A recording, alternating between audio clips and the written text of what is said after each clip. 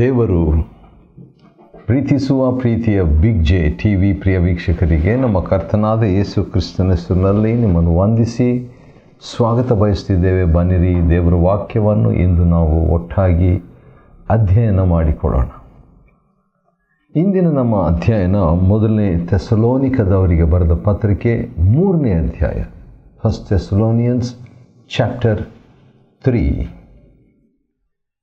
ಮೊದಲನೇ ಥೆಸಲೋನಿಕದವರಿಗೆ ಬರೆದ ಪತ್ರಿಕೆ 3ನೇ ಅಧ್ಯಾಯದಲ್ಲಿ ನಾವು ಹೃದಯವನ್ನು ಕಟ್ಟುವ 10 ಮಾರ್ಗಗಳನ್ನು ನೋಡಿಕೊಳ್ತೇವೆ. 10 ways to build the heart.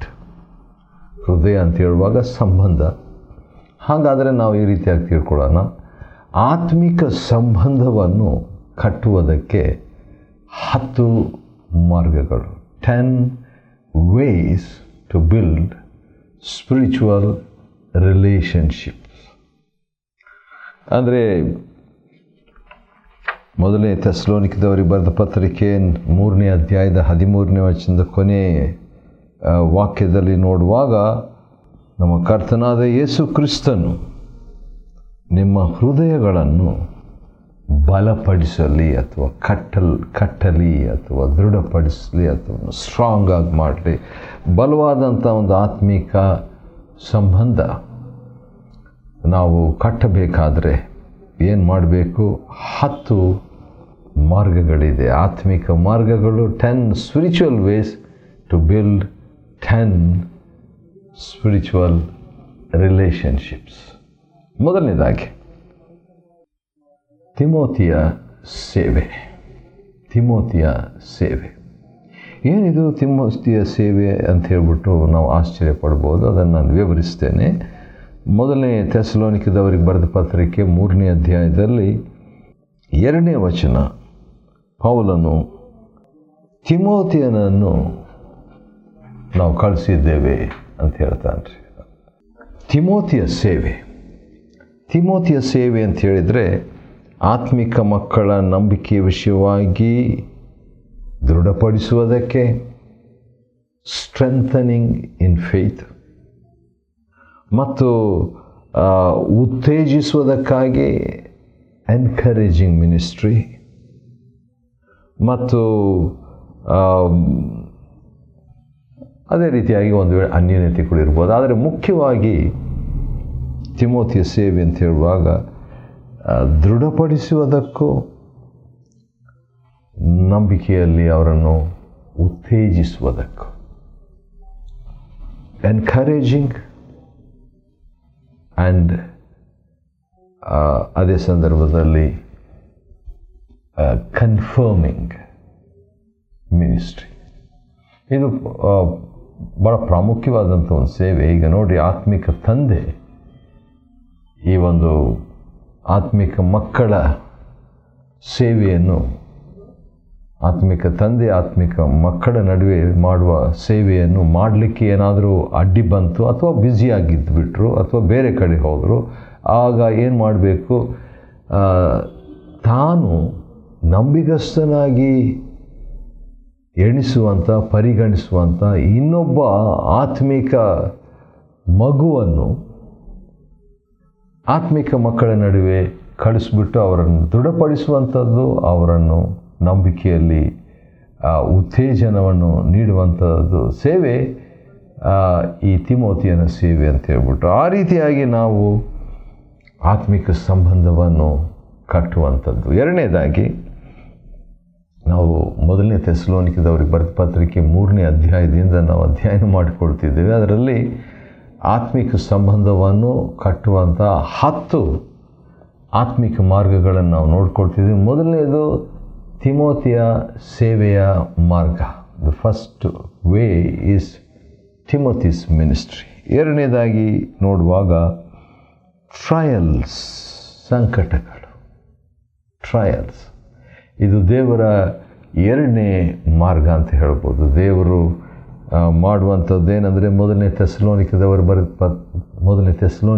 ಬರೆದ ಪತ್ರಿಕೆ 3ನೇ ಅಧ್ಯಾಯದ 3ನೇ ವಚನದಲ್ಲಿ ನಾವು ನೋಡುವಾಗ, ಸಂಕಟಗಳನ್ನು ನಾವು ಹಾದು ಹೋಗಬೇಕು ಎಂಬುದಕ್ಕಾಗಿ ನೇಮಕಗೊಂಡಿದ್ದೇವೆ. ನೇಮಕವಾಗಿದೆ. It's appointed. ಕೆಲವು ಸಾರಿ ಅಪಾಯಿಂಟ್ಮೆಂಟ್ ಇದೆ, ನಾವು ಹೋಗಬೇಕು 10 ಗಂಟೆಗೆ ಅಂತ ಹೇಳ್ತೀವಲ್ಲ, ನಾವು ಆ ರೀತಿಯಾಗಿ ಇದು ಒಂದು ಅಪಾಯಿಂಟ್ಮೆಂಟ್. ಯಾವುದು? ಸಂಕಟಗಳನ್ನು ನಾವು ಅನುಭವಿಸಬೇಕು ಎಂಬುದು ದೇವರ ಅಪಾಯಿಂಟ್ಮೆಂಟ್. ನೇಮಕವಾಗಿದ್ದೇವೆ. ಇದು ಎರಡನೇ ಮಾರ್ಗ. ಈ ರೀತಿಯಾಗಿ ದೇವರು ಕೆಲವು ಸಂಕಟಗಳನ್ನು ನಮ್ಮ ಜೀವನದಲ್ಲಿ ಅನುಮತಿಸಿಬಿಟ್ಟು ಒಂದು ಆತ್ಮಿಕ ಸಂಬಂಧವನ್ನು ನಮ್ಮ ಜೀವನದಲ್ಲಿ ಕಟ್ಟುವವರಾಗಿದ್ದಾರೆ ದೇವರು. ಮೂರನೇದಾಗಿ ನೋಡುವಾಗ ತಿಳ್ಕೊಳ್ಳುವಂಥದ್ದು ಅಂದರೆ ಆತ್ಮಿಕ ತಂದೆ ತಿಳ್ಕೊಳ್ಳುವಂಥದ್ದು. ಏನಂತ ತಿಳ್ಕೊಳ್ಳುವಂಥದ್ದು? ಆತ್ಮಿಕ ತಂದೆ ಆತ್ಮಿಕ ಮಕ್ಕಳ ನಡುವೆ ಮಾಡಿದ ಸೇವೆ ವ್ಯರ್ಥವಾಗದಂತೆ, ಪ್ರಯಾಸ ವ್ಯರ್ಥವಾಗದಂತೆ. ಮತ್ತು ಶೋಧಕನಂತ ಹೇಳಿದಾಗ ಶೋಧಕನು ನಿಮ್ಮನ್ನು ಶೋಧಿಸ್ತಾನೇನೋ ಎಂದು, ಮತ್ತು ಮೂರನೇದಾಗಿ ನಿಮ್ಮ ನಂಬಿಕೆಯ ವಿಷಯದಲ್ಲಿ ಇವರಿಗೆ ನಂಬಿಕೆ ಇದೆ. ಆತ್ಮಿಕ ಮಕ್ಕಳಲ್ಲಿ ನಂಬಿಕೆ ಇದೆ. ಆದರೆ ಈ ಆತ್ಮಿಕ ಮಕ್ಕಳಲ್ಲಿರುವಂಥ ನಂಬಿಕೆ ಅದು ಆತ್ಮಿಕ ತಂದೆ ಪ್ರಯಾಸಪಟ್ಟಂಥ ಪ್ರಯಾಸ ವ್ಯರ್ಥವಾಗದಂತೆ, ಪ್ಲಸ್ ಅದೇ ಸಂದರ್ಭದಲ್ಲಿ ಆತ್ಮಿಕ ತಂದೆ ಆತ್ಮಿಕ ಮಕ್ಕಳ ನಡುವೆ ಮಾಡಿದಂಥ ಈ ಸೇವೆಯ ವಿಷಯದಲ್ಲಿ ಶೋಧಕನು ಸೈತಾನನು ಬಂದು ಅವ್ರಿಗೇನಾದರೂ ಶೋಧನೆ ಕೊಟ್ಟಿದ್ದಾನೋ ಎಂಬುದಾಗಿ ತಿಳ್ಕೊಳ್ಳುವಂತೆ ತಿಮೋಥೆಯನನ್ನು ನಾನು ಕಳಿಸಿದ್ದೇನೆ ಅಂತ ಹೇಳ್ತಾನೆ. ತಿಳ್ಕೊಳ್ಳುವಂತೆ ಅಂದರೆ ಹಿ ವಾಂಟ್ಸ್ ಟು ನೋ. ತಿಮೋಥೆಯನನ್ನು ಆತ್ಮಿಕ ಮಕ್ಕಳ ನಡುವೆ ಕಳಿಸಿದ್ದಂಥ ಉದ್ದೇಶ ಅವರನ್ನು ಬಲಪಡಿಸಬೇಕು ಅಥವಾ ದೃಢಪಡಿಸಬೇಕು ಮತ್ತು ಅವರ ನಂಬಿಕೆಯಲ್ಲಿ ಉತ್ತೇಜಿಸಬೇಕು. ಆತ್ಮಿಕ ಮಕ್ಕಳು ತಿಮೋಥೆಯನು ಆತ್ಮಿಕ ತಂದೆ. ಈಗ ಆತ್ಮಿಕ ತಂದೆ ಏನಂತ ಹೇಳಿದ್ರೆ ಆ ತಿಮೋಥೆಯನನ್ನು ಕಳಿಸ್ಬಿಟ್ಟು ಅವರು ಹೇಗಿದ್ದಾರಂತೆ ತಿಳ್ಕೊಳ್ಬೇಕು, ಸೈತಾನನ ಶೋಧನೆ ಕೊಟ್ಟಿದ್ದಾನ ತಿಳ್ಕೊಳ್ಬೇಕು, ಆತ್ಮಿಕ ತಂದೆ ಮಾಡಿದ ಪ್ರಯಾಸ ವ್ಯರ್ಥವಾಗಬಾರ್ದು ಎಂಬ ಒಂದು ಕಾರಣಕ್ಕಾಗಿ ತಿಮೋಥೆಯನನ್ನು ಅಲ್ಲಿ ಕಳಿಸಿದಂಥ ಉದ್ದೇಶ ಅಂತ ಪೌಲನು ವಿವರಿಸ್ತಾನೆ. ನಾಲ್ಕನೇದಾಗಿ ನಾವೇನು ನೋಡ್ಕೊತಾ ಇದ್ದೀವಿ, ನಾವೇನು ಧ್ಯಾನ ಮಾಡ್ತಾ ಇದ್ದೀವಿ ಅಂತ ಹೇಳಿದ್ರೆ, ಮೊದಲನೇ ಥೆಸಲೋನಿಕದವರಿಗೆ ಬರೆದ ಪತ್ರಿಕೆ 3ನೇ ಅಧ್ಯಾಯದಿಂದ ನಾವು ಆತ್ಮಿಕ ಸಂಬಂಧವನ್ನು ಕಟ್ಟುವಂಥ 10 ಆತ್ಮಿಕ ಮಾರ್ಗಗಳು, 10 spiritual ways to build a spiritual heart or relationship. 5ನೇ ವಚನ ನಾವು ನೋಡಿದ್ವಿ. ಈಗ 6ನೇ ವಚನಕ್ಕೆ ನಾವು ನೋಡೋಣ. ಅದೇನಂತ ಹೇಳಿದ್ರೆ, ತಿಮೋಥೆಯನು ಈಗಲೇ ನಿಮ್ಮ ಬಳಿಗೆ ಬಂದು ನಿಮ್ಮ ನಂಬಿಕೆ ಹಾಗೂ ಪ್ರೀತಿಯ ವಿಷಯವಾಗಿ ಒಳ್ಳೆಯ ವರ್ತಮಾನವನ್ನು ತಂದಿದ್ದಾನೆ. ಈಗ ನೋಡ್ರಿ, ಆತ್ಮಿಕ ತಂದೆ ಬ್ಯುಸಿಯಾಗಿರೋದ್ರಿಂದ ಇನ್ನೊಬ್ಬ ಆತ್ಮಿಕ ಮಗನನ್ನು ಆತ್ಮಿಕ ಮಕ್ಕಳ ಕಡೆಗೆ ನಡೆಸಿಬಿಟ್ಟು ಅನಂತರ ಆತ್ಮಿಕ ಮಗನು ಹಿಂದಿರುಗಿ ಬಂದು ಆತ್ಮಿಕ ಮಕ್ಕಳ ವಿಷಯದಲ್ಲಿ ಒಂದು ವರದಿ ಮಾಡುವಂಥದ್ದು, ರಿಪೋರ್ಟ್ ಮಾಡುವಂಥದ್ದು. ಚೆನ್ನಾಗಿದ್ದಾರೆ, ಅಥವಾ ನಂಬಿಕೆಯಲ್ಲಿ ಅವರು ಸ್ಟ್ರಾಂಗ್ ಆಗಿದ್ದಾರೆ, ಅಥವಾ ಪ್ರೀತಿಯಲ್ಲಿ. ಮೇನ್ಲಿ ಇವೆರಡು, ನಂಬಿಕೆ ಮತ್ತು ಪ್ರೀತಿ. ಹೌದು, ನಂಬಿಕೆಯಲ್ಲಿ ಇನ್ನೂ ಸ್ಥಿರವಾಗಿದ್ದಾರಾ, ಒಬ್ಬರನ್ನೊಬ್ಬರು ಪ್ರೀತಿಸ್ತಾ ಇದ್ದಾರಾ? ಇವೆರಡನ್ನು ತೆಗೆದುಕೊಂಡು ಬಂದು ಅವರ ವಿಷಯದಲ್ಲಿ ಒಂದು ಮಾಹಿತಿಯನ್ನು, ವರ್ತಮಾನವನ್ನು ತಂದಿದ್ದಾನೆ. ಅದ ಕಾರಣ reporting is the 4th way to build strong spiritual relationship. ಆತ್ಮಿಕವಾದ ಸಂಬಂಧ ಕಟ್ಟುವುದಕ್ಕೆ 4ನೇ ಆತ್ಮಿಕ ಮಾರ್ಗ ಏನಂತ ಹೇಳಿದ್ರೆ, ವರ್ತಮಾನ ತಿಳಿಸುವಂಥದ್ದು ಅಥವಾ ವರದಿ ಮಾಡುವಂಥದ್ದು, ರಿಪೋರ್ಟಿಂಗ್. 5ನೇದಾಗಿ ಲಾಂಗಿಂಗ್, ಡಿಸೈರಿಂಗ್, ಬಯಸುವಂಥದ್ದು. ಇದು ಭಾಳ ಚಿಕ್ಕದಾಗಿದ್ದರೂ ಕೂಡ ಒಂದು ಆತ್ಮೀಕ ಸಂಬಂಧ ಕಟ್ಟಬೇಕಾದ್ರೆ ಅಗತ್ಯವಾದಂಥ ಆತ್ಮೀಕ ಮಾರ್ಗ ಏನಂದರೆ ಹಾರೈಸುವಂಥದ್ದು. ಹೌದು, ಕೀರ್ತನೆಯಲ್ಲಿ ನಾವು ನೋಡುವಾಗ ದೇವರಿಗಾಗಿ ಹಾರೈಸುವಂಥದ್ರ ಬಗ್ಗೆ ನಾವು ಕೆಲವು ಕೀರ್ತನೆಗಳಲ್ಲಿ ನಾವು ನೋಡ್ತೇವೆ, ಒಳ್ಳೆಯದು. ಆದರೆ ಇಲ್ಲಿ ಆತ್ಮಿಕ ತಂದೆ ಆತ್ಮಿಕ ಮಕ್ಕಳ ವಿಷಯದಲ್ಲಿ ಹಾರೈಸುವಂಥದ್ದು, ಈ ವಿಷಯದಲ್ಲಿ ನಾನು ಸ್ವಲ್ಪ ಸ್ಟ್ರಾಂಗ್ ಆಗಿದ್ದೀನಿ ಅಂತ ಹೇಳ್ಬೋದು ದೇವರ ಮುಂದೆ. ಇನ್ನು ಅದರಲ್ಲಿ ಶುಚಿ ಮಾಡುವಂಥದ್ದಿದೆ, ಪ್ಯೂರಿಫೈ ಮಾಡುವಂಥದ್ದಿದೆ, ಅದನ್ನು ಫಿಲ್ಟರ್ ಮಾಡುವಂಥದ್ದು, ಸೋಸುವಂಥದ್ದಿದೆ. ಆದರೂ ಕೂಡ ದೇವರ ಕೃಪೆಯಿಂದ ಈ ಒಂದು ಅನುಭವಕ್ಕೆ ನಾನು ಬಂದಿದ್ದೇನೆ, ಬರುತ್ತಿದ್ದೇನೆ, ಇನ್ನು ಮುಂದೆ ಕೂಡ ಸಾಗುವೇನೆ ಅಂತ ನಿರೀಕ್ಷಿಸ್ತೇನೆ. 1ನೇ ಥೆಸಲೋನಿಕದವರಿಗೆ ಬರೆದ ಪತ್ರಿಕೆ 3ನೇ ಅಧ್ಯಾಯದ 7ನೇ ವಚನದಲ್ಲಿ, ನಾವು ನಿಮ್ಮನ್ನು ಹೇಗೋ ಹಾಗೆಯೇ ನೀವು ನಮ್ಮನ್ನು ನೋಡುವುದಕ್ಕೆ ಹಾರೈಸುತ್ತಿದ್ದೀರೆಂದು ತಿಳಿಸಿದ್ದಾನೆ. ಹಾಗಾದರೆ ಈ ಹಾರೈಸುವಿಕೆ ಬರೀ ಆತ್ಮಿಕ ತಂದೆ ಆತ್ಮಿಕ ಮಕ್ಕಳನ್ನು ಹಾರೈಸುವಂಥದ್ದು ಅಷ್ಟೇ ಅಲ್ಲ, ಅದು ಕೂಡ ಬೇಕು. ಈಗ ಆತ್ಮಿಕ ಮಕ್ಕಳು ಕೂಡ ಆತ್ಮಿಕ ತಂದೆಯನ್ನು ನೋಡುವುದಕ್ಕೆ ಹಾರೈಸ್ತಾ ಇರುವಂಥ ಒಂದು ಸಂಬಂಧ. ಇದು ಆತ್ಮಿಕ ಸಂಬಂಧವನ್ನು ಕಟ್ಟುವುದಕ್ಕೆ 5ನೇ ಆತ್ಮಿಕ ಮಾರ್ಗ. ಹಾಗಾದರೆ ಇದುವರೆಗೆ ನಾವು 5 ನೋಡ್ಕೊಂಡು ಇನ್ನು 5 ನಾವು ನೋಡ್ಕೊಳ್ಬೇಕು. ಯಾಕಂದರೆ ಆತ್ಮಿಕ ಸಂಬಂಧವನ್ನು ಕಟ್ಟುವುದಕ್ಕೆ 10 ಮಾರ್ಗಗಳನ್ನು, ಆತ್ಮಿಕ ಮಾರ್ಗಗಳನ್ನು ನಾವು ನೋಡ್ಕೊಳ್ತಾ ಇದ್ದೇವೆ. ಅದರಲ್ಲಿ 6ನೇದು ಏನಂತ ಹೇಳಿದ್ರೆ ಆಧರಣೆ. 1ನೇ ಥೆಸಲೋನಿಕದವರಿಗೆ ಬರೆದ ಪತ್ರಿಕೆ 3ನೇ ಅಧ್ಯಾಯದ 7ನೇ ವಚನದಲ್ಲಿ, ಈ ಕಾರಣದಿಂದ ಸಹೋದರಿ, ನಮ್ಮ ಎಲ್ಲ ಇಕ್ಕಟ್ಟು ಹಾಗೂ ಸಂಕಟಗಳಲ್ಲಿಯೂ ನಿಮ್ಮ ನಂಬಿಕೆಯ ಮೂಲಕ ನಮಗೆ ಆಧರಣೆಯಾಯಿತು. ವಾವ್! ಆತ್ಮಿಕ ಮಕ್ಕಳ ನಂಬಿಕೆ ಆತ್ಮಿಕ ತಂದೆಗೆ ಆತ್ಮಿಕ ಆಧರಣೆಯನ್ನು ನೀಡುವಂಥದ್ದಾಗಿದೆ. ಇನ್ನೊಂದು ಸಾರಿ ಅದನ್ನು ಹೇಳ್ತೇನೆ, ಅದನ್ನು ಮಿಸ್ ಮಾಡ್ಕೋಬಾರದು, ಭಾಳ ಇಂಪಾರ್ಟೆಂಟ್ ಇದು.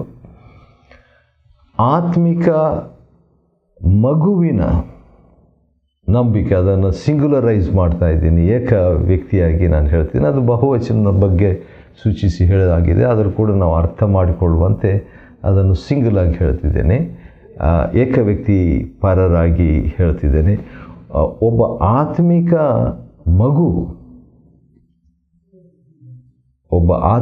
ಮಗುವಿನ ನಂಬಿಕೆಯ ಮುಖಾಂತರ ಆತ್ಮಿಕ ತಂದೆಯ ಆಧರಣೆ ಲಭ್ಯವಾಗುವಂಥದ್ದಾಗಿದೆ. ವಾವ್! ಭಾಳ ನಿಜ ಇದು. ಸ್ವಲ್ಪ ಮಟ್ಟಿಗೆ ನನ್ನ ಜೀವನದಲ್ಲಿ ನಾನು ಇದನ್ನು ನೋಡಿದ್ದೇನೆ. ಯಾಕಂದರೆ ಆಧರಣೆ ನೀಡುವಂಥದ್ದು, ಅದೇ ಸಂದರ್ಭದಲ್ಲಿ ದುಃಖ ಕೂಡ ಬರುವಂಥ ಸಾಧ್ಯತೆ ಇಬ್ರಿಯ 13:17 ಪ್ರಕಾರವಾಗಿ. ಆದರೆ ಬಹಳಷ್ಟು ಆಧರಣೆ ನನಗೆ ಸಿಕ್ಕಿದೆ ನನ್ನ ಆತ್ಮಿಕ ಮಕ್ಕಳಿಂದ. ದೇವ್ರ ನಾಮಕ್ಕೆ ಸ್ತೋತ್ರವಾಗಲಿ. ಮತ್ತು ಇನ್ನೊಂದು ಸ್ಟ್ರಾಂಗ್ ಆಗಿರುವಂಥ ಒಂದು ಮಾತನ್ನು ಹೇಳುವಾಗ ನನಗೆ ಆಶ್ಚರ್ಯನೇ ಆಗೋಯ್ತು ಬಿಡ್ರಿ. ಯಾಕಂತ ಹೇಳಿದ್ರೆ ಇದನ್ನು ಇವತ್ತು ಬೆಳಗ್ಗೆ ಓದ್ತಾ ಇದ್ದಾಗ ಇದೇನಿದು ಇಷ್ಟು ಸ್ಟ್ರಾಂಗ್ ಆಗಿ ಹೇಳ್ತಿದ್ದಾನೆ ಅಂದರೆ, ಈಗ ನಾವೇನು ನೋಡ್ತಿದ್ದೇವೆ ಅಂತ ಹೇಳಿದ್ರೆ ಆತ್ಮಿಕ ಸಂಬಂಧವನ್ನು ಕಟ್ಟುವುದಕ್ಕೆ 10 ಆತ್ಮಿಕ ಮಾರ್ಗಗಳನ್ನು ನಾವು ನೋಡ್ಕೊಳ್ತಾ ಇದ್ದೇವೆ 1ನೇ ಥೆಸಲೋನಿಕದವರಿಗೆ ಬರೆದ ಪತ್ರಿಕೆ 3ನೇ ಅಧ್ಯಾಯದಿಂದ. ಆದರೆ 6ನೇ ಒಂದು ಮಾರ್ಗ ಏನಂದರೆ ಆಧರಣೆಯನ್ನು ನೀಡುವಂಥದ್ದು. ಆದರೆ 7ನೇದನ್ನು ನೋಡ್ರಿ ಏನಾಗಿದೆ ಅಂತ ಹೇಳ್ಬಿಟ್ಟು 8ನೇ ವಚನದಲ್ಲಿ ಅದನ್ನು ನಾವು ನೋಡ್ಕೊಳ್ಬೋದು. 1ನೇ ಥೆಸಲೋನಿಕ 3:8, ನೀವು ಕರ್ತನಲ್ಲಿ ದೃಢವಾಗಿ ನಿಂತಿರುವುದರಿಂದಲೇ, ಯಾರು ಆತ್ಮಿಕ ಮಗು ಕರ್ತನಲ್ಲಿ ದೃಢವಾಗಿ ನಿಂತಿರುವುದರಿಂದಲೇ ಈಗ ನಾವು ಜೀವಿಸುತ್ತಿರುವೆವು. ಆತ್ಮಿಕ ತಂದೆಯ ಆತ್ಮಿಕ ತಂದೆಯ ಜೀವನ ಯಾವುದ್ರ ಮೇಲೆ ಡಿಪೆಂಡ್ ಆಗಿದೆ ಅಂತ ಹೇಳಿದರೆ ಆತ್ಮಿಕ ಮಗು ನಿಂತಿರುವ, ಕರ್ತನಲ್ಲಿ ದೃಢವಾಗಿ ನಿಂತಿರುವ ನಿಲ್ಲುವಿಕೆಯ ಮೇಲೆ ಆತ್ಕೊಂಡಿದೆ. ಇನ್ನೊಂದು ಸಾರಿ ಅದನ್ನು ಹೇಳ್ತೀನಿ, ನಾವು ಮಿಸ್ ಮಾಡ್ಕೋಬಾರ್ದು.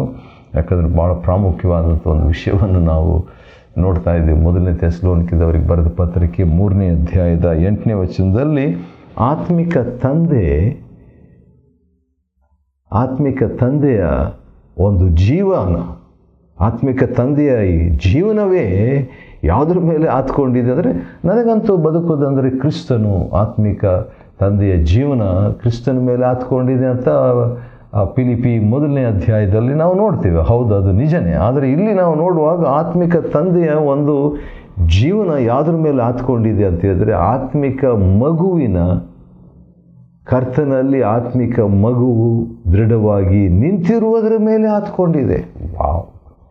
A spiritual father's life is dependent on the standing of a spiritual child in the Lord. ಸರಿ, 8ನೇದಾಗಿ ನಾವು ನೋಡುವಾಗ ಪ್ರಾರ್ಥನೆ. ನಾವೇನು ನೋಡ್ಕೊಳ್ತಾ ಇದ್ದೀವಿ ಅಂತ ಹೇಳಿದರೆ, 1ನೇ ಥೆಸಲೋನಿಕದವರಿಗೆ ಬರೆದ ಪತ್ರಿಕೆ 3ನೇ ಅಧ್ಯಾಯದಿಂದ ಆತ್ಮಿಕ ಸಂಬಂಧವನ್ನು ಕಟ್ಟುವುದಕ್ಕೆ 10 ಆತ್ಮಿಕ ಮಾರ್ಗಗಳನ್ನು ನೋಡ್ಕೊಳ್ತಿದ್ವಿ. ಅದರಲ್ಲಿ 8ನೇ ಮಾರ್ಗ, ಆತ್ಮಿಕ ಮಾರ್ಗ ಏನಂದರೆ ಪ್ರಾರ್ಥನೆ. ಪ್ರಾರ್ಥನೆ. ಹೌದು, ಎಷ್ಟು ಚೆನ್ನಾಗಿ 10ನೇ ವಚನದಲ್ಲಿ 1ನೇ ಥೆಸಲೋನಿಕ 3:10 ನಿಮ್ಮ ಮುಖವನ್ನು ನೋಡುವುದಕ್ಕಾಗಿ, ನಿಮ್ಮ ನಂಬಿಕೆಯಲ್ಲಿರುವ ಕೊರತೆಯನ್ನು ನಿವಾರಿಸುವುದಕ್ಕಾಗಿ ನಾವು ಹಗಲಿರುಳು ಅತ್ಯಧಿಕವಾಗಿ ಪ್ರಾರ್ಥಿಸ್ತೇವೆ. ಒಬ್ಬ ಆತ್ಮಿಕ ತಂದೆಯ ಒಂದು ಪ್ರಾರ್ಥನೆ ಶಕ್ತಿಯುತವಾದದ್ದು. ನೆನ್ನೆ ನಾನು ಯಾರಿಗೂ ಹೇಳ್ತಾ ಇದ್ದೆ, ನನ್ನ ಆತ್ಮಿಕ ತಂದೆ ನನಗೋಸ್ಕರವಾಗಿ ಪ್ರಾರ್ಥನೆ ಮಾಡ್ತಿದ್ದಾರೆ. ಭಾಳ ಕನೆಕ್ಷನ್ ಇಲ್ಲ, ಭಾಳ ಮಾತುಕತೆ ಇಲ್ಲ, ಆದರೆ ಪ್ರಾರ್ಥನೆ ಮಾಡ್ತಿದ್ದಾರೆ ಅಂತ. 9ನೇದಾಗಿ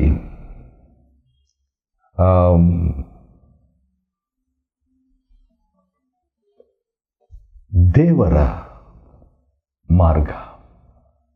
ಆತ್ಮಿಕ ಸಂಬಂಧವನ್ನು ಕಟ್ಟಲಿಕ್ಕೆ 9ನೇ ಆತ್ಮಿಕ ಮಾರ್ಗ ಏನಂದರೆ, ಅದು ದೇವರ ಒಂದು ಮಾರ್ಗ ಅಂತ ಹೇಳ್ತೀನಿ. ಅದನ್ನು ನಾವು 11ನೇ ವಚನದಲ್ಲಿ, ನಮ್ಮ ತಂದೆಯಾದ ದೇವರು, ನಮ್ಮ ಕರ್ತನಾದ ಯೇಸು ಕ್ರಿಸ್ತನು ನಾವು ನಿಮ್ಮಲ್ಲಿಗೆ ಬರುವಂತೆ ಮಾರ್ಗವನ್ನು ಸುಗಮಗೊಳಿಸಲಿ.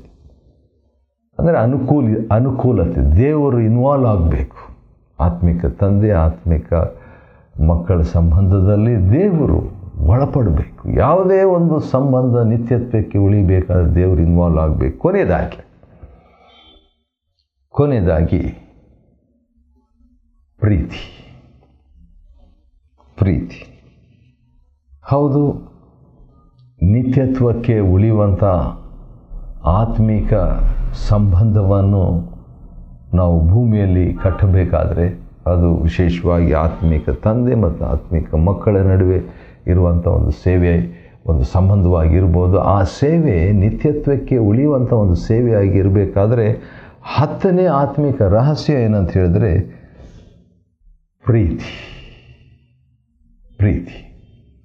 ಪ್ರೀತಿನೇ ಇಲ್ಲ ಸಂಬಂಧದಲ್ಲಿ ಅಂತ ಹೇಳುವಾಗ ಅದು ಸಂಬಂಧನೇ ಅಲ್ಲ, ಅದು ಅಥವಾ ಸಂಬಂಧನೇ ನಾಮಧೇಯ ಸಂಬಂಧ, ನಿತ್ಯತ್ವಕ್ಕೆ ಉಳಿಯುವಂಥ ಸಂಬಂಧ ಅಲ್ಲ ಅಂತ ಹೇಳ್ಬೋದು. ಹಾಗಾದರೆ ನಿತ್ಯತ್ವಕ್ಕೆ ಉಳಿಯುವಂಥ ಒಂದು ಸಂಬಂಧವಾಗಿರಬೇಕಾದ್ರೆ 12ನೇ ವಚನದಲ್ಲಿ, ನಮ್ಮ ಪ್ರೀತಿಯು ನಿಮ್ಮ ಕಡೆಗೆ ಹೇಗೋ ಹಾಗೆಯೇ ನಿಮ್ಮ ಪ್ರೀತಿಯು ಒಬ್ಬರಿಗೊಬ್ಬರು ಎಲ್ಲರ ಮೇಲೆಯೂ ಹೆಚ್ಚೆಚ್ಚಾಗಿ ಸಮೃದ್ಧಿಯಾಗುವಂತೆ ಕರ್ತನು ನಿಮಗೆ ಅನುಗ್ರಹಿಸಲಿ. ಆತ್ಮಿಕ ತಂದೆ ಆತ್ಮಿಕ ಮಗುವಿನ ಮೇಲೆ ಪ್ರೀತಿ ಇದೆ. ಅದೇ ರೀತಿಯಾಗಿ ಆತ್ಮಿಕ ಮಗು ಮತ್ತೊಂದು ಮಗುವಿನೊಂದಿಗೆ ಪ್ರೀತಿ, ಅದು ಸಮೃದ್ಧಿಯಾಗಿ, ಅದು ಹೆಚ್ಚೆಚ್ಚಾಗಿ ಆದಾಗ ಏನಾಗ್ತದೆ? 13ನೇ ವಚನ ಪ್ರಕಾರವಾಗಿ ಹೃದಯ ಬಲ ಅಥವಾ ಆತ್ಮಿಕ ಸಂಬಂಧ ಕಟ್ಟಲಾಗ್ತದೆ. 1ನೇ ಥೆಸಲೋನಿಕದವರಿಗೆ ಬರೆದ ಪತ್ರಿಕೆ 3ನೇ ಅಧ್ಯಾಯದಿಂದ ಆತ್ಮಿಕ ಸಂಬಂಧವನ್ನು ಕಟ್ಟುವಂಥ 10 ಆತ್ಮಿಕ ಮಾರ್ಗಗಳನ್ನು ನಾವು ಅಧ್ಯಯನ ಮಾಡಿಕೊಳ್ಳುವಂತೆ ದೇವರು ಕೊಟ್ಟ ಕೃಪೆಗಾಗಿ ಆತನಿಗೆ ಸ್ತೋತ್ರವಾಗಲಿ. ದೇವರು ನಿಮ್ಮನ್ನು ಆಶೀರ್ವದಿಸಲಿ.